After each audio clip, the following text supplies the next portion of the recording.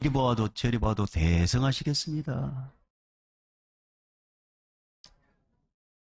야, 한마디만 진짜입니다. 예, 주연애가 함께하길 원합니다. 자, 다시 시작하는 님의 오늘 34번째 시간으로 하나님을 경외하는 사람들아 들으라. 오늘 이제 두 번째 하나님을 경외하는 사람들아 들으라. 두 번째 시간을 갖도록 하겠습니다. 교회에 나가 선교를 하시는 선교사님들을 보면은 참 고충이 대단하죠. 어렵습니다. 언어도 다르고 또 문화도 다르고 환경도 다르고 먹는 것도 다르는 곳에서 이게 선교를 한다는 게 만만치가 않습니다. 그래서 사명 없이는 감당할 수 없는 게 이제 선교입니다. 우리나라에서도 복음 전하면은 거부 반응이 많지 않습니까? 근데 해외에서 이 복음 전할 때는요, 뭐 심하면 심했지 약하지는 않습니다. 더군다나 이제 생명을 위협받거나 또 실제로 순교를 당하는 경우도 있습니다. 그래서 이제 이 땅에 이제 고국에 있는 우리 교회들은 그렇다고 포기할 수는 없잖아요. 그래서 교회는 반드시 두 가지를 꼭 해야 되는데, 한 가지는 뭐냐면 선교를 위해서 나가든지 보내든지. 우리 교회에 소속한 우리 성도들은 둘 중에 하나 반드시 하셔야 됩니다. 나가든지 보내든지. 이 나가든지라는 것은 선교 현장에 직접 가서 선교를 하든지 아니면 선교사님을 도와서 협력을 해주든지.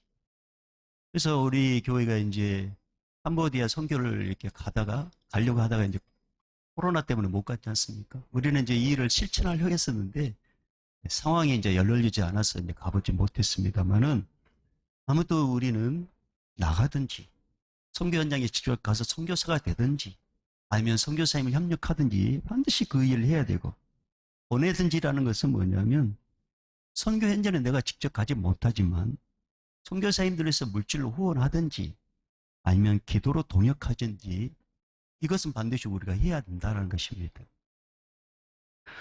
여러분 예수 믿는 사람이라면 반드시 이것 둘 중에 하나 하셔야 됩니다. 나가든지 보내든지.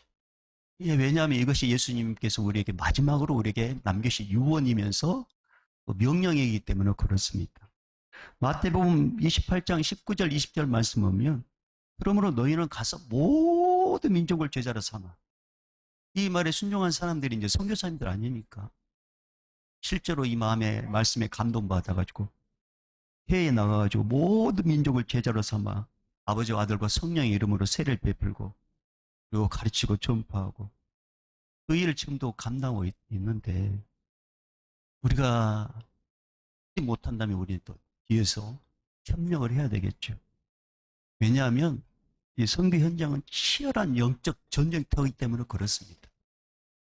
선교 현장은 영적 최전망에서 선교사님들이 이 영적인 일을 하고 있기 때문에 사탄의 집중 공격이 될 수밖에 없어요.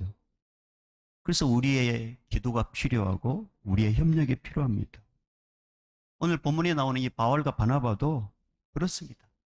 이들이 안디옥 교회를 통해서 선교사를 파송을 받았지 않습니까?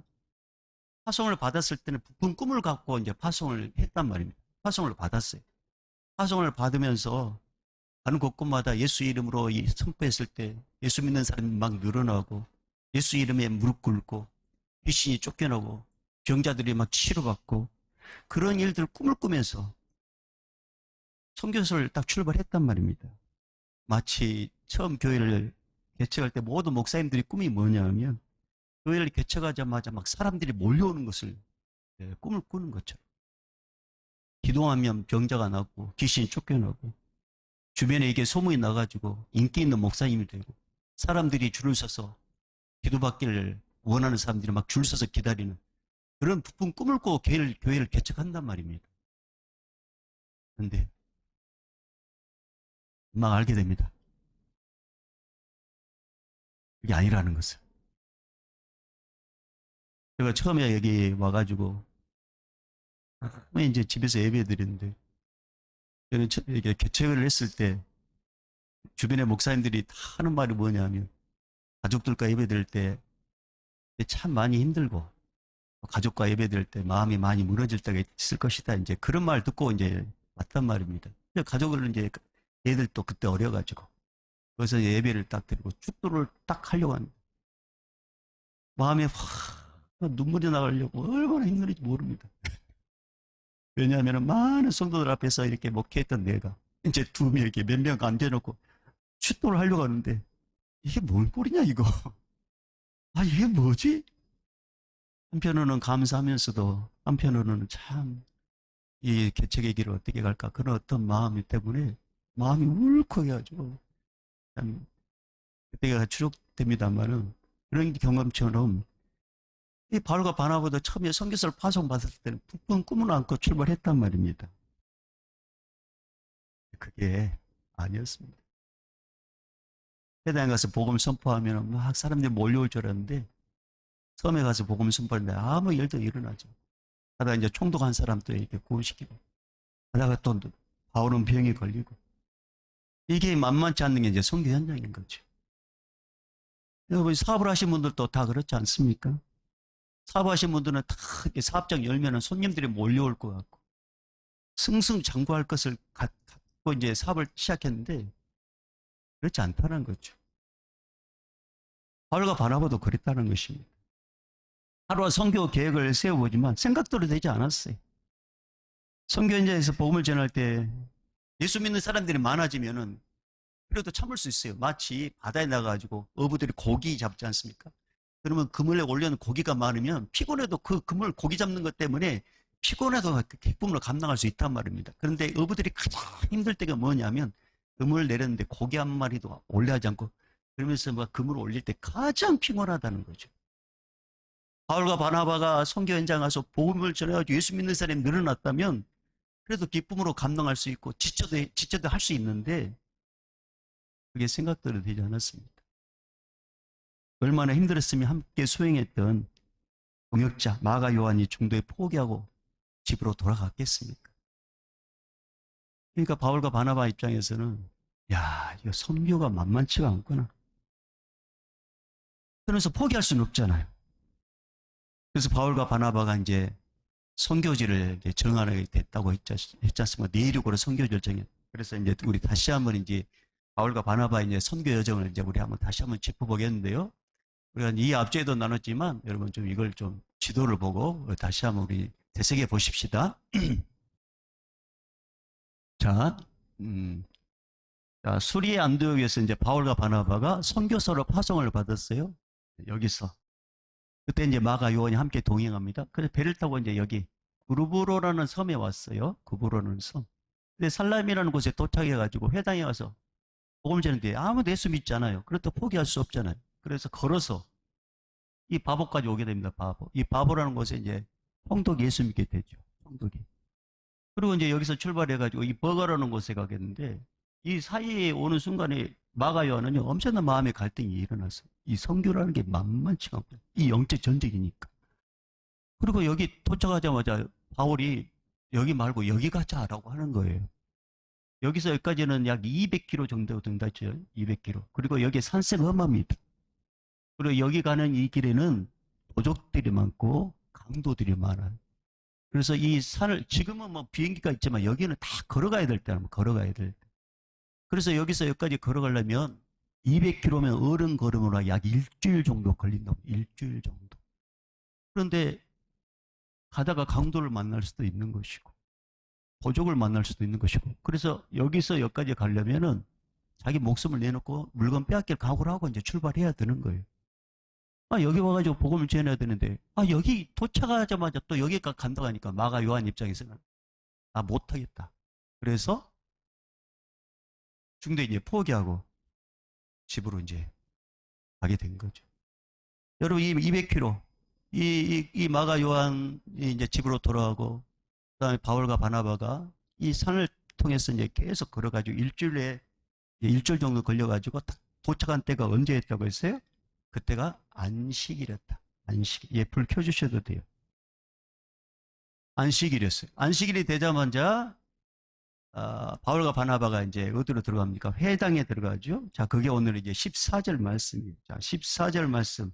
오늘 본문 다시 한번 볼까요? 14절 시작. 그들은 버가에서 더 나가 비시디 안덕에 이르러 안식일에 회당에 들어가 앉으니라. 자, 여러분 이들이 가장 먼저 찾은 곳이 이제 회당이었다고 했습니다. 물론 안식일 때문임도 있어요. 안식일 때문에 회당에 갈 수도 있지만 그보다 더 중요한 이유가 있었습니다. 몸도 피곤하단 말이에요. 일주일 동안 걸어서 왔잖아요. 바울은 병이 들었잖아요. 그래도 도착하자마자 숙소를 구할 수도 있을 것인데, 도착하자마자 애들이 회당에 들어간 이유는 지나온 과정. 일주일 동안 이 산세, 험악한 산세를 지나온 과정을 돌이켜보면은, 아, 하나님의 은혜라는 사실을 이들이 이제 알게 된 것이었습니다. 그 먼 길을 걸어왔을 때, 바나바와 바울은 강도를 만나지 않았습니다. 도둑들을 만나지 않았습니다. 특별히 바울 입장에서는 몸이 아팠잖아요. 이 먼 길을 걸어갈 때 혹시나 더 몸이 아프면 자기 때문에 바나바가 더 힘들어질 수 있잖아요. 왜냐하면 바울이 몸이 아프면은 자기 뭔가 이제 짐이 있지 않겠습니까? 그러면 이 짐을 바나바가 또 져야 되고, 몸이 아프면 옆에서 부축을 해야 되고, 그러다 보면 중간에 지쳐가지고 이러지도 못하고 저러지도 못하는 그런 상태에 이를 수밖에 없다는 것입니다. 근데 너무 감사하게도 더 이상 병이 악화되지도 않고 강도도 만나지 않고, 그리고 목적지까지 정확하게 또 너무나 감사하게도 안식일날 회당에 올 수 있도록 이 길을 열어주신 우리 하나님이 너무나도 고마워가지고 숙소를 먼저 찾지 않냐고 회당에 와서 앉아 있는 것입니다. 왜 그런 줄 아십니까?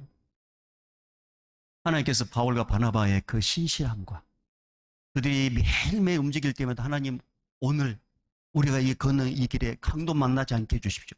도적대 만나지 않게 해주십시오. 바울 입장에서는 더 이상 병이 악화되지 않게 해주십시오라고 이 기도를 우리 하나님이 신실하게 응답해 주셨다는 사실을 이들이 깨닫게 된 것입니다. 안 그러겠어요, 여러분? 이야, 하나님께서 우리의 기도를 들어주셔가지고 그것도 오늘 이 시간에 이 회당에 앉아있구나. 너무나도 감사한 거예요. 너무나도. 더군다나 이들이 이제 이방인을 위해서 선교사잖아요. 아, 하나님께서 우리에게 이렇게 보호해 주시고 여기까지 인도해 주신 걸 보면은 우리의 사명이 이방인 선교하는 것이 이게 우리의 사명인 것을, 아, 이게 분명하구나. 이걸 이제 또 확증을 얻게 된 것이었습니다. 그래서 이들이 숙소에 막바로 가지 않냐고, 지친 몸이지만 회당에 가서, 우리 식으로 말하면 교회에 와서 예배 드리려고 앉아 있는 것입니다. 사랑하는 여러분, 여러분 일주일 동안 어떻게 보내셨습니까? 일주일 동안 여러분 어떻게 보내고 왔습니까? 아이고, 죽지 못해 살았습니다. 어쩔 수 없이 살았습니다. 아이고, 마지 못해 살았습니다. 하루하루 다람쥐 쳇바퀴 돌듯이 뭐 무슨 특별한 일 없이 그냥 그렇게 살아왔습니다. 그러면서 어떤 삶의 특별한 의미를 찾지 못한 여러분들에게 제가 추천해주고 싶은 곳이 있습니다. 생사의 갈림길에 치열하게 싸우고 있는 그곳. 그곳을 한번 가보십시오. 그곳이 어디일까요? 병원이고 응급실이고 중환자실입니다. 거기를 한번 가보십시오. 가끔 병원 신방 가면 얼마나 많은 사람들이 아파서 병원에 누워있는지 저를 깜짝 놀랄 때가 있습니다. 겉으로 봤을 때는 조용해요. 근데 병원 안에 딱 들어가자마자 병실 안에 사람들이 가득 누워있어요. 중환자실에는 막 간호사들이, 응급실에는 막 사람들이 들러가고 깜짝 놀랄 때가 있습니다. 병원에 입원해 계신 분들이 하나같이 하는 말이, 빨리 나와서 퇴원했으면 좋겠습니다. 빨리 나와서 일했으면 좋겠습니다. 빨리 나와서 학교 갔으면 좋겠습니다. 빨리 나와서 직장 갔으면 좋겠습니다. 빨리 나와서 학교 가고 직장 가는 아이들과 남편과 아내를 위해서 제가 먼저 해주고 싶습니다. 이렇게 하나같이 말합니다. 근데 여러분, 이렇게 말한 분들도 병원에 입원하기 전에는 하루하루 무탈하게 보는 것이 이게 엄청난 복이라는 것을 알지 못했어요. 아이고, 뭐 하루 죽지 못해 살았습니다. 그런 의심 갖고 있었단 말입니다. 그런 식으로. 근데 막상 아파보고 누워보니까 이 하루하루가 얼마나 하나님의 귀한 선물인지, 이 하루하루가 하나님의 엄청난 은혜라는 사실을 깨닫게 됐더라는 것입니다. 사랑하는 여러분, 다시 물어보겠습니다. 지나간 일주일 어떻게 보내셨습니까? 아무 일 없었습니까? 무탈하게 보내셨습니까? 그렇다면 그것은 하나님께서 당신을 사랑하는 증거입니다. 하나님께서 여러분에게 특별한 은혜를 주신 증거입니다. 여러분 그걸 아셔야 돼요. 아셔야 돼요. 하나님께서 도와주셨고 보호해 주셨기 때문에 오늘 이 예배 현장에 있게 되는 것입니다. 오늘 이 예배 현장에. 그걸 못 믿으시겠다고요? 시편 121편 3절 4절에 이런 말씀이 있어요. 여호와께서 너를 실족하지 아니하게 하시며 너를 지키시는 이가 졸지 아니하시리로다. 이스라엘을 지키시는 이는 졸지도 아니하시고 주무시지도 아니하시리로다. 여러분 사실 우리는 이런 은혜를 받을 만한 존재가 아닙니다. 냉정하게 판단합니다. 우리는 하나님과 온수지간이었단 말입니다. 사탄 마귀가 좋아하는 죄를 짓는 죄인이었어요. 그런데 자격도 없는 나를 하나님께서 특별하게 선택해 주셔가지고 예수 믿게 하셨습니다. 예수님 믿는 순간 우리 모두는 하나님과의 특별한 관계가 됐어요. 영적 가족이 됐어요. 하나님을 아버지라 부르는 부자 관계가 된 것입니다.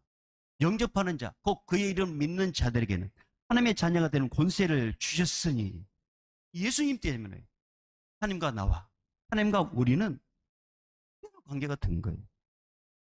그 하나님께서 오늘 하루도 지나간 하루도 일주일도 보호해 주시고 지켜 주셨기 때문에 오늘 이곳에서 우리가 예배를 드리고 있는 것입니다. 이게 하나님의 은혜라는 거죠. 그래서 이 은혜를 깨닫는 사람의 교회에 앉아있는 모습과 이 은혜를 모르는 사람 교회에 앉는 모습과 자세는 다르다는 거죠. 그 비시리 안독에 있는 회당에 모이는 사람들 가운데는 바울과 바나바 같은 사람들은 그 걸어온 과정을 보면서 하나님의 은혜를 깨달았잖아요. 그래서 회당에 앉아있을 때 마음 자세가 다르는 거예요. 너무나도 하나님의 감사해요. 지나간 시간을 돌이켜 보니까. 그러나 그걸 모르는 사람들은 그냥 시간 됐으니까 앉아있는 거죠. 그럼 여러분 하나님이 어떤 자의 예배를 더 기뻐 흠양해 주시겠어요? 어떤 자의 예배를 더 받으시겠습니까? 그 말하면 잔소리죠. 하나님의 은혜를 깨닫고 하나님의 은혜에 감격해가지고 앉아있는 그 영혼, 그래서 이것이 모든 것이 하나님의 은혜라는 것을 고백하는 그 영혼, 그 영혼의 예배를 더 기뻐 받으시겠죠. 그럼 우리 믿음의 성도들이 매일 매주마다 예배 드릴 때 그런 마음으로 우리 예배 드리십시다. 그런 마음. 저는 최근에 자주 부른 찬양이 있습니다. 최근에 자주 부른 찬양. 뭐 이번 주 이제 금요일 날도 제가 이제 그런 찬양을 부르는데요. 바로 은혜라는 찬양입니다. 은혜라는 찬양. 여러분 이 은혜라는 찬양의 가사를 보면 이런 게 있어요. 은혜라는 가사 찬양 보면 우리 한번 여러분 보입니까? 여러분 가사만 한번 보세요. 내가 누려왔던 모든 것들이, 여러분 우리가 누려왔던 모든 것들이, 내가 지나왔던 모든 시간이, 내가 걸어왔던 모든 순간이 당연한 것이 아니라 은혜였다.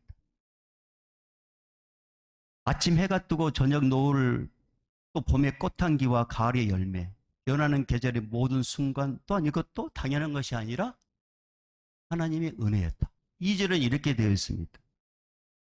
내가 이 땅에 태어나 사는 것, 어린 아이 시절과 지금까지 숨을 쉬며 살며 꿈을 꾸는 삶, 이거 당연한 것이 아니라 이게 하나님의 은혜였고, 내가 하나님의 자녀로 살며 오늘 찬양하고 예배하는 삶, 복음을 전할 수 있는 이 축복, 이것은 당연한 것이 아니라 이게 하나님의 은혜였다는 것입니다.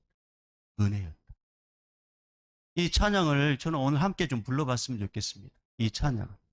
그래서 여러분 오늘 이 찬양을 모으신 분들이 가사를 좀 보시고 이 찬양을 아신 분들은 이게 하나님의 은혜였구나. 이 찬양을 부르면서 하나님의 은혜를 좀 우리가 한번 되새기는 그런 시간 됐으면 좋겠는데요. 우리 한번 이 찬양을 한번 불러볼까요? 내가 누려왔던 모든 것들이 아신 분들 한번 불러보시고 모르신 분들은 그냥 한번 가사를 한번 쭉 보시고, 가사만 음미하더라도 얼마나 은혜가 된지 몰라요. 우리 한번 불러볼까요? 내가 누려왔던 모든 것들이.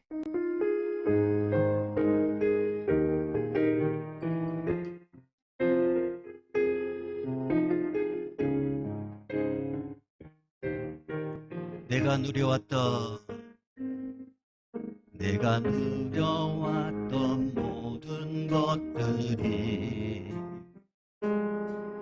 내가 지나왔던 모든 시간이,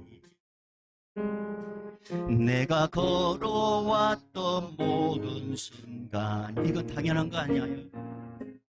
당연한 것 아니라 은혜였어. 아침에 해가 뜨고, 아침에 해가 뜨고 저녁에 노을, 봄의 꽃향기와 가을의 열매, 변하는 계절의 모든 순간이 당연한 것 아니라 은혜였어. 모든 것이 은혜,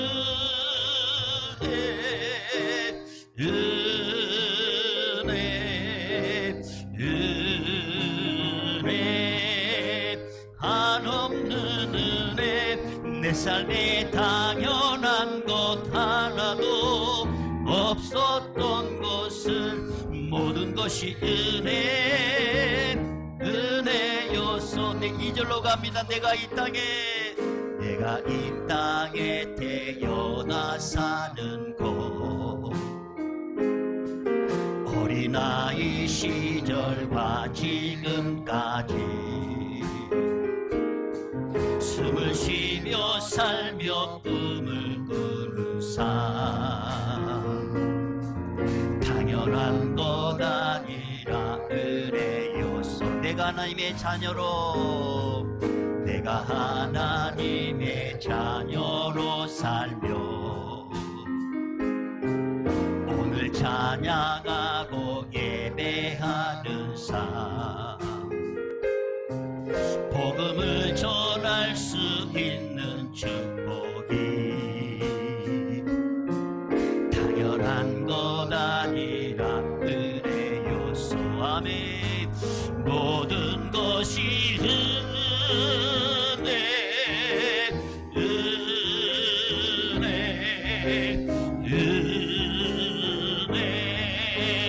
한없는 은혜.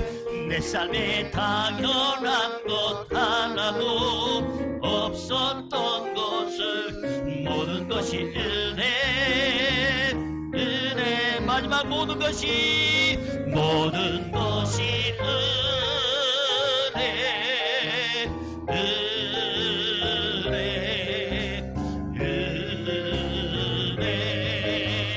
한없는 은혜. 내 삶에 당연한 것 하나도 없었던 것을 모든 것이 은혜였어.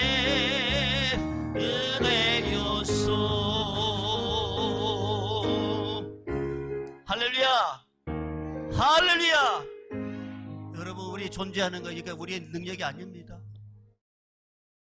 이 예배 현장에 앉아있는 우리의 능력이 아닙니다. 하나님의 은혜란 말입니다. 하나님이 돌봐주셔서 지금까지 오게 된 것입니다.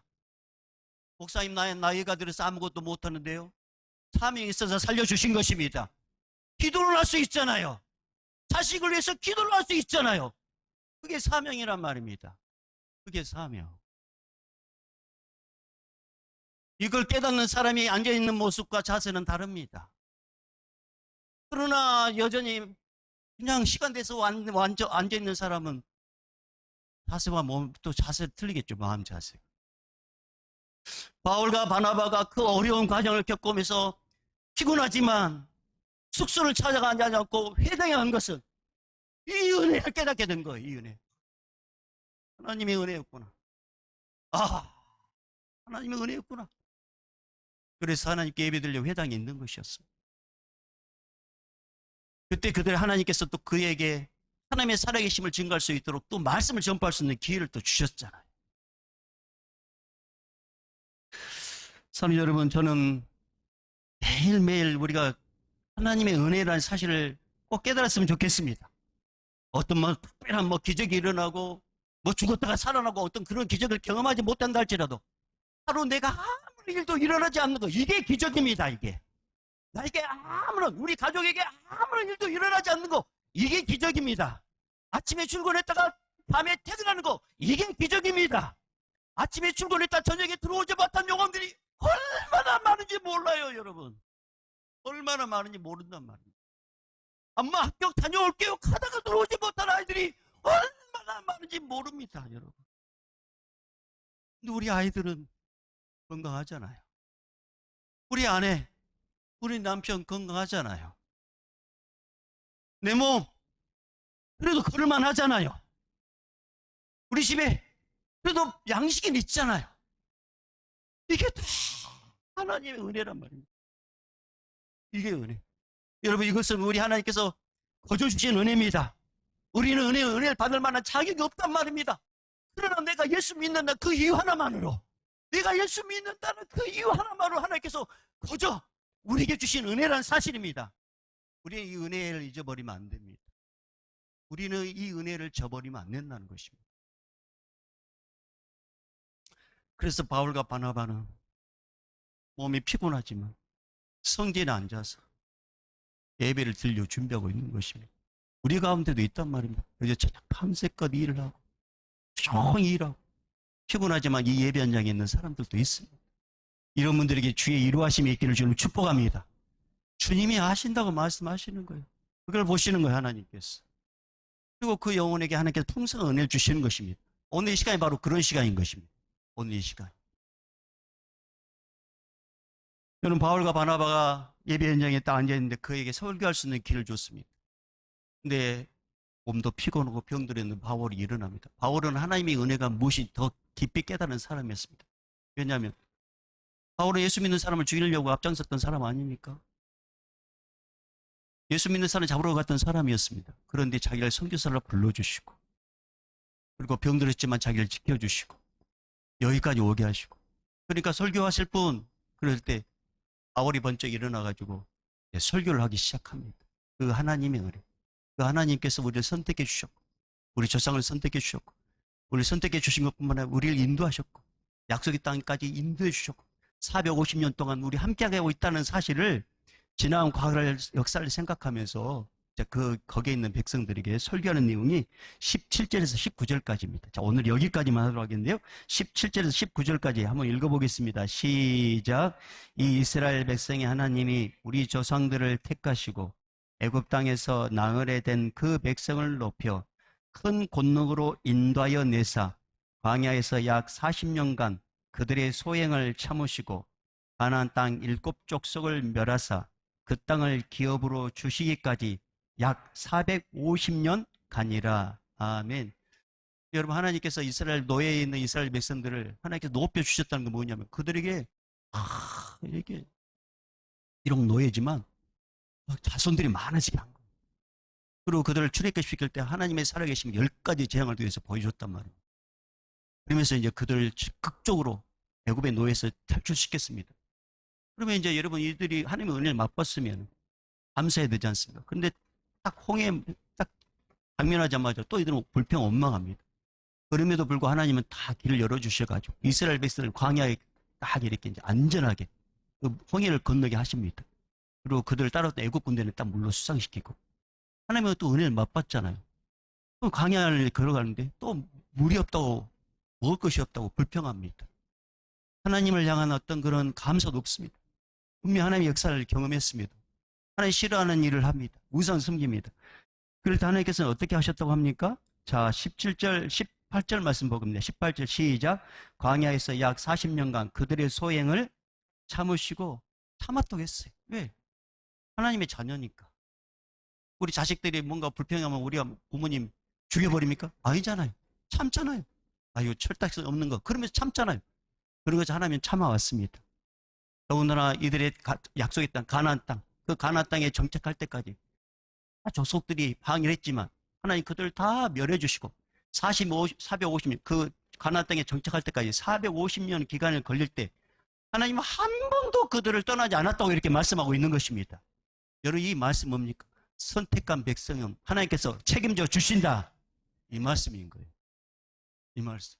우리가 비록 하나님 마음에 들지 않는다 할지라도, 우리가 비록 하나님 뜻대로 살지 못한다 할지라도, 하나님 우리 연약함 아시지만 그냥 참지만 선택해 줬기 때문에 우리를 버리지 않고 도와주시고 인도하신다는 것입니다.